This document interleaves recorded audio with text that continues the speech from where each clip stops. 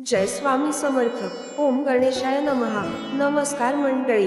हिंदू धर्मातील सगळे देव तंदुरुस्त असताना एकटा गणपती बाप्पा तुंबील तनु का, हा प्रश्न अनेकांना पडतो। त्यामागचे एक पौराणिक कथा आहे। रक्तबीज नावाचा असुर, ज्याचे रक्त सांडले तरी त्यातून नवीन राक्षस निर्माण होईल असे त्याला वरदान होते, म्हणून बाप्पाने त्याला पूर्ण गिळंकृत केला। त्यामुळे बाप्पाचे पोट फुगले आणि तो लंबोदर झाला।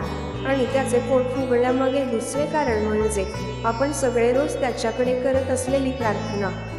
मोरया मोरया मी बाळ ताने, तुझीच सेवा करू काय जाणे, अन्याय माझे कोट्यानुकोटी, मोरेश्वरा बा तू घाल कोटी। आपल्याला एखादे काम करून घ्यायचे असेल तर आपण आपल्या लाडक्या व्यक्तीला गळ घालतो। गणपती बाप्पा हे तर सर्वांचेच लाडके दैवत। मग सुख असो की दुःख असो, तक्रार असो नाही तर अपराध असो, आपण आपले गाऱ्हाणे त्याला जाऊन सांगतो। तोही विचार सुखाएवढे कान पसरून भक्तांचे सगळे बोलणे निमूटपणे ऐकून घेतो।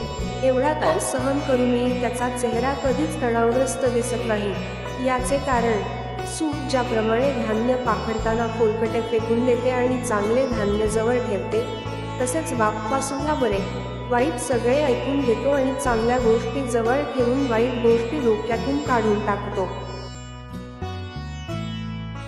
पोट उत्तम श्रोता असल्यामुळे आपण सगळे काही त्याला जाऊन सांगतो। इथवर ठीक आहे, परंतु आपली चूक कबूल करताना आपण त्याला घातलेली अट महाभयंकर आहे। तू आमचा पालक आहेस, आम्ही तुझे बालक आहोत। आई जशी आपल्या मुलांच्या चुका पदरात घेते, तसे तू देखील आमचे कोट्यानुकोटी अन्याय पोटात घे। बाप्पा तथास्तु म्हणतो आणि सगळ्या गोष्टी पोटात दडवून ठेवतो। बाप्पा हा बुद्धीचा दाता आहेच, परंतु तो गणाधिपती बरोबरच गुणाधिपती देखील आहे। आपण स्वतःला बाप्पाचे भक्त म्हणवून घेतो, मग आपल्यालाही बाप्पाचे गुण अंगीकारले पाहिजेत। समर्थ रामदास स्वामी सांगतात, आपण ज्या दैवताची उपासना करतो त्याचे गुण आपण आपल्या अंगी बाळगले पाहिजेत। केवळ बाप्पाला मोदक आवडतात म्हणून आपणही चवीने मोदक खायचे हा एकमेव गुण घ्यायचा नाही, तर बाप्पासारखे आपल्यालाही उत्तम वक्ता, उत्तम श्रोता, उत्तम लढवया आणि जिज्ञासू विद्यार्थी होता आले पाहिजे। आपल्याला कोणी काही सांगत असेल तर ते शांतपणे ऐकून घेता आले पाहिजे। ऐकलेल्या गोष्टी डोक्यात न साठवता पोटात साठवल्या पाहिजेत, अर्थात त्या गुपित ठेवता आल्या पाहिजेत। देवाचे सुपासारखे कान त्याचे डोक शांत ठेवतात, तसे आपणही आपल्या कानांनी ऐकलेल्या गोष्टींवर फार विचार करत न बसता अनावश्यक गोष्टी डोक्यातून डिलीट करून चित्त स्थिर ठेवले पाहिजे। बाप्पाचे बारीक डोळे दूरदृष्टीचे सूचक आहेत। आपल्यालाही दैनंदिन जीवनात आगामी संधी संकटे यांचा अंदाज घेता आला पाहिजे। बाप्पाला आपल्या सोंडेने चांगल्या वाईट गोष्टी म्हणूनही ओळखता येतात, त्याप्रमाणे आपल्यालाही परिस्थितीचा ओळखता आली पाहिजे।